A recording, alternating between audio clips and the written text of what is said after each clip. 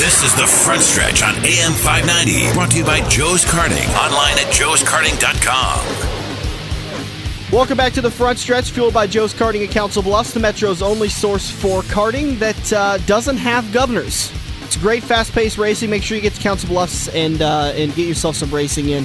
Monday through Friday, you guys are open. What's your hours? Monday through Thursday, 4 to 11. Friday, 4 to midnight. Saturday, 11 a.m. to midnight. And Sunday, noon to 8. So 7 days, 365. We got something fast, slow, young, old. We got something for everybody. That sounds like a hell of a catchphrase. This is Turn 4. It's the Infield Reporter, salvaged by Kaziski Auto Parts. Are you looking for quality used parts or truck parts to get your vehicle running again? Give Andrew a call at Kaziski Auto Parts today, 402-731-4592, or visit Kaziski Auto Parts at 5040 I Street right here in Omaha. Andrew, what you got for us today? You know what, we're going to talk a little bit. Last week I tried mentioning the new rules NASCAR's bringing out with us to try to break up the two-car tandem. Now this week, the one I want to talk about the most is the new radiators. A lot of people don't understand what they exactly did to them. These things had 5-gallon radiators in them. NASCAR made it, we're going to go down to a 2-gallon. Therefore, the cars can't push as much because the cars are going to start overheating. We saw cars. Water was shooting right out underneath the hoods. We saw Kenseth's car in the pits. I didn't think he was going to keep running. I feel this is what caused Jeff Gordon to blow his engine. These guys, they can't push anymore. Therefore, it's really breaking up the tandem. But then again, it's causing. We saw Jeff Burton and Denny Hamlin try to make a run to the front, but Burton could push him down a straightaway, and he had nowhere to go. After that, he had to break off. He had to get some air into his radiator so that the car didn't overheat. Well, now one thing I think NASCAR is going to have to change in this deal is if this was a day race, we're going to see more cars blowing up. That was a cool, weathered surface. There's a lot of moisture in the air there. When it gets hotter, and these guys are going as much horsepower and torque they're putting on these engines, these cars are going to overheat worse with this smaller radiator, and it's going to cause more problems for Hendricks, Roush. These guys are going to be spending a lot of money on engines.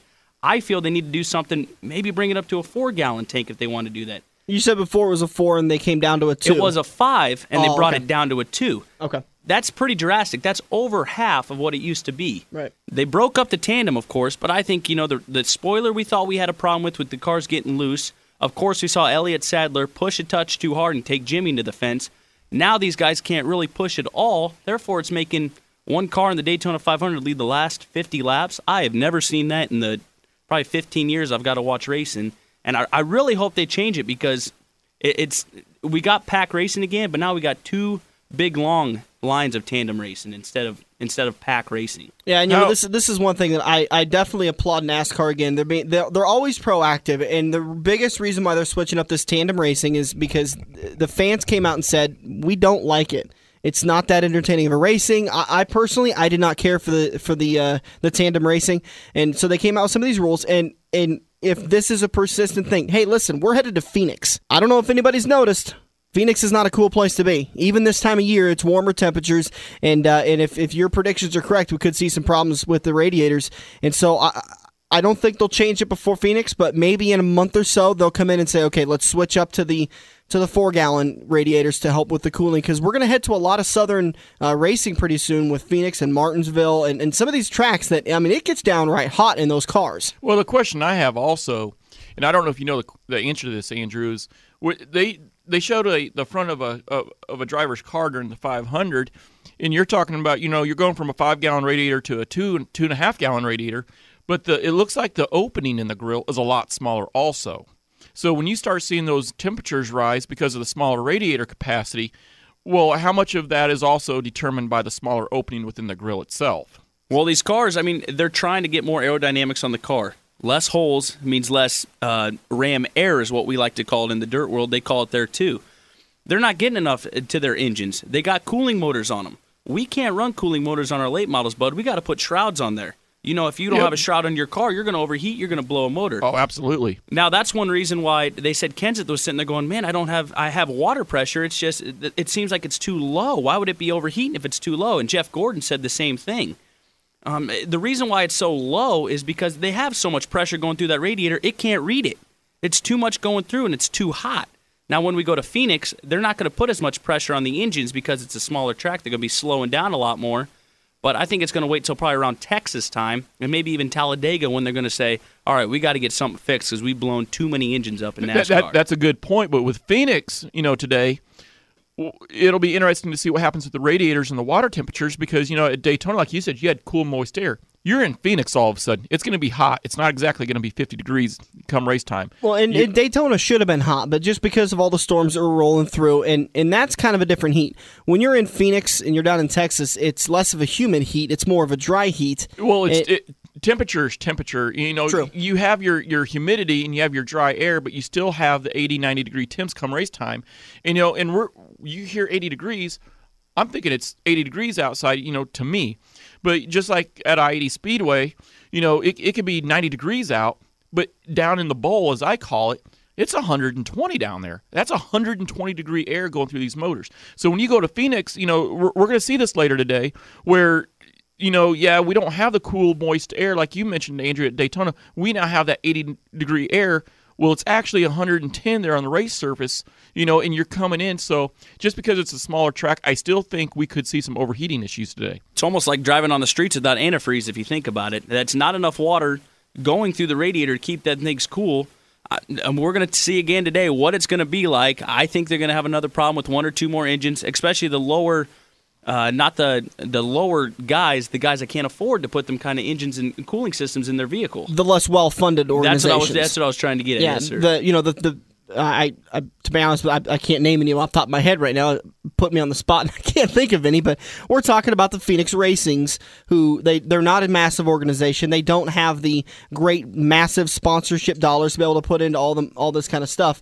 And we're even seeing it with the bigger boys, and that's when you kind of have an understanding of maybe this isn't a research and development issue. This is a research that NASCAR. Or this is kind of a thing that NASCAR just went a little bit too far with their rules, and they're putting a little bit too much pressure on these engines. So this has been Turn 4, presented by Kaczynski Auto Parts, the infield reporter. Salvage by Kaczynski Auto Parts, looking for quality used car or truck parts to get your vehicle running again. Give Andrew a call today at 402-731-4592. You can also visit Andrew in the store at 5040 I Street. Guy's got a great little location down there, and a ton of cars sitting in the back lot to be able to help people out. Yeah, we got about 900 cars back there, or maybe a little bit more than that, but we always have cars all over the country we deal with. It's a pretty good place. Come down and visit, even just stop in and just see that this is not a junkyard. It is a salvage yard. It is a very nice place inside. We try to keep it really customer environment in there. We got a big screen TV. If you want to come down, and like this week, we could have watched the race inside there the whole time. You could come down and hung out with us. Can we just come down on Sunday and watch the race? I guess you could if we open up the doors. Here's the nice thing about Kaczynski Auto Parts also, and I've been in the parts industry for a lot of years, but when you go down to Kaczynski Auto Parts, these guys are so nice and so professional. They're not going to make you stand in line for forever. I mean, you're not going to have enough time to go to get a steak dinner. These guys stay busy. They don't want to help you. They want to see you get your car fixed. They're going to do whatever they can to help you. Well, this has been the Front Stretch. We want to say thanks so much to Junior Reitz, race director for Crawford County Speedway, for joining us. And thank you again, Andrew, for coming into the studio. B-Mod Bud, you got anything left to say? Nope. I don't know about you, Andrew, but I'm getting trigger finger happy and I'm ready to go racing.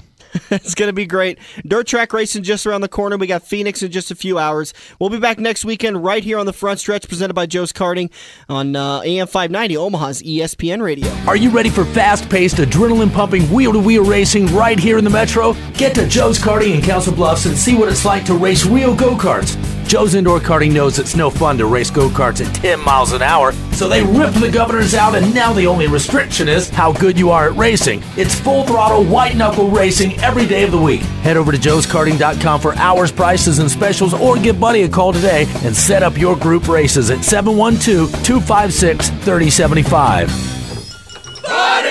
Hi, I'm Buddy Ray, driver of the number 25 Party Pantry Modified. When I'm headed to the track or my family needs a fill-up, we all head down to the Party Pantry, locally owned and operated just off the beaten path in Council Bluffs on 35th and 5th Avenue. Party Pantry has some of the area's best prices on food, snacks, beer, and gas, and has a great liquor selection. So stop by and see the whole crew at 35th and 5th Avenue in Council Bluffs, just off the beaten path, where you're treated like family with a name and you're not just a stranger.